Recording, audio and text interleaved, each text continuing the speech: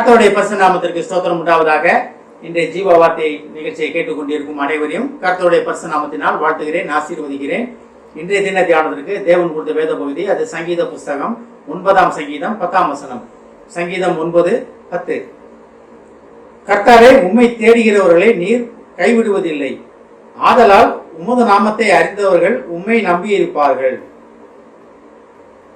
பாருங்க, ஒரு 2-3 காரியங்கள் சொல்லப்பட்டிருக்கிறது. உண்மை தேடுகிறவர்கள், நேற்று தினம் பார்த்தோம், நம்பிக்கையுடைய சிறைகளே அரணுக்கு திரும்புங்கள். அப்ப தேவனை தேடினா தான் அந்த காரியங்கள் நடக்கும். அப்ப தேவன் இன்னைக்கு என்ன சொல்றாரு பாருங்க, உங்ககிட்ட தேவனை தேடுகிறவங்களை தேவன் கைவிட மாட்டார், நான் கைவிட மாட்டேன். அதாவது நீர் கைவிடுவதில்லைன்னா என்ன சங்கீதக்காரர் சொல்றாரு. அப்ப தேவன் நம்மளை கைவிட மாட்டார். யாரை கைவிட மாட்டார்? தேவனை தேடுகிறவர்களே, தேவனை தேடுகிற தேவ ஜனங்களை. நம்ம அழைப்பை தெரிந்து கொள்ள வேண்டும். தேவனால் படைக்கப்பட்ட நம்ம அழைப்பை தெரிந்து கொள்ள வேண்டும். நிறைய நேரம் நம்ம அதுல தான் மிஸ் ஆயிடுறோம். எதுக்காக அழைக்கப்பட்டோம்ன்றதை அறிந்து கொள்றதுக்கு ஆசைப்படுகிறது கிடையாது. தேவனை கேட்கிறோம், எல்லாமே பண்றோம், எல்லாமே ரைட்டு, எல்லாமே பண்றோம். தேவனை தேடுகிறது, தேவனை தெரிந்து கொள்கிறது, நிறைய வித்தியாசங்கள் உண்டு. அறிந்து கொள்வது, தெரிந்து கொள்வது அப்படின்றதுல நிறைய காரியங்கள், நிறைய வித்தியாசங்கள் உண்டு இதுல. அப்ப தேவனை தேடுகிறவர்கள் யார்? தேவனை தேடுவார்? ரட்சிக்கும் தேவன் உண்டு, எனக்கா ரத்தம் சிந்தி மரித்த இயேசு உண்டு, கர்த்தர் உண்டு, அவர்கிட்ட தான் விடுதலை உண்டு. அவங்க தான் தேவனை தேடுவாங்க. மிச்சவங்களாம் தேவனை பார்த்துட்டு போயிடுவாங்க. ஓ, அவங்க தான் அவரா, அப்படியா, ஹலோ அப்படின்ட்டு அல்லேலூயா சொல்லிட்டு அப்படி போயிடுவாங்க. ஆனால் தேடுகிறவங்களுக்கும் உங்களுக்கும் நிறைய வித்தியாசம் உண்டு. அதை நம்ம புரிந்து கொள்ள வேண்டும். தேவனை எதுக்காக தேடுகிறோம்? தேவனுடைய பாதத்துல ரட்சிப்பு உண்டு, விடுதலை உண்டு, பரலோகம் உண்டு, பரலோக வாழ்க்கை நமக்காக உண்டு. இதை நம்புறவங்க தான் தேவனை தேடுவோம். இல்லாட்டி தேவனை தேட மாட்டோம். ஒரு சில நேரங்களில் ஒரு வாழ்க்கையில ஒரு அடி விழுந்துட்டா, வாழ்க்கையில ஒரு சர்க்கிள் ஆயிட்டா தேவனை தேடி ஓடுவோம். அந்த சர்க்கிள்ல இருந்து நிமிர்ந்து நின்றோன, நான் எவ்வளவு கஷ்டப்பட்டு நான் வந்துட்டேன்ப்பா, தேவன் உதவுனாருன்றதோட நான் எவ்வளவு கஷ்டப்பட்டேன் அப்படின்ற நம்ம பண்ண முயற்சிகளை தான் நம்ம முன்னிலைப்படுத்துவோம்.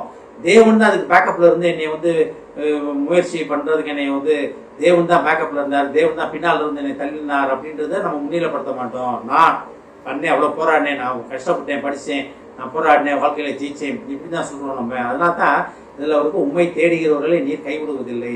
அப்ப தேவன் கைவிடாத தேவன். ஆனா நம்ம தேவனை தேடுகிறோமா? முழு ஹிருதயத்தோடும் முழு ஆத்மாவோடும் கர்த்தரை தேடுவதற்காக நம்ம அழைக்கப்படுகிறோம். முதலாவது தேவனையும் அவருடைய ராஜ்யத்தையும் தேடுங்கள் அப்படின்னு நம்ம படிக்கிறோம் பைபிள்ல. அப்ப நம்மளோட முதல் அழைப்பே என்னன்னா தேவனை தேடி கண்டடைவது.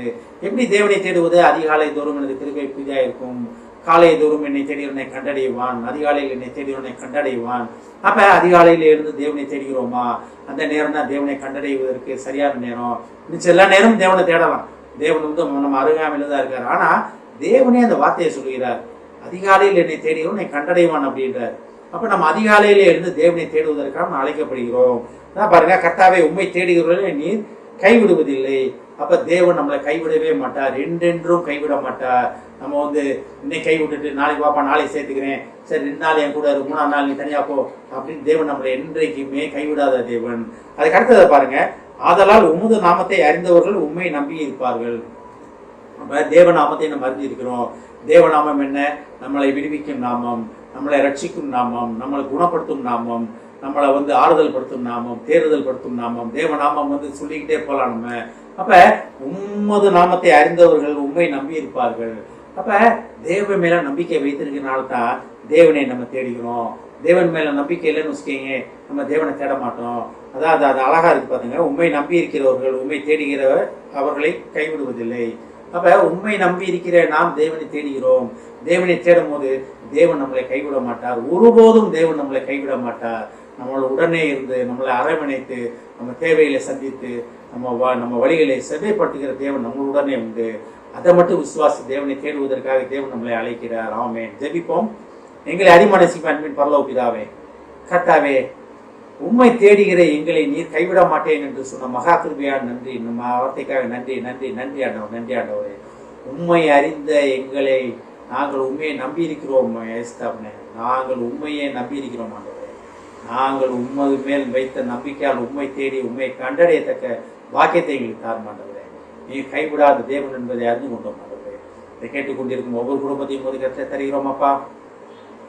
குடும்பத்தில் உள்ள வாலிப வயது பிள்ளைகளை உமது கருத்தை தருகிறோம் அப்பா.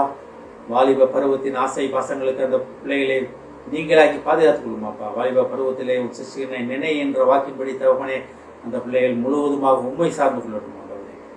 ஆசீர்வதிக்கிறோமாப்பா. இயேசுவின் மூலமாக கேட்கிறேன் நல்ல பிதாவே, ஆமென். கர்த்தர் உங்களை ஆசீர்வதிப்பாராக.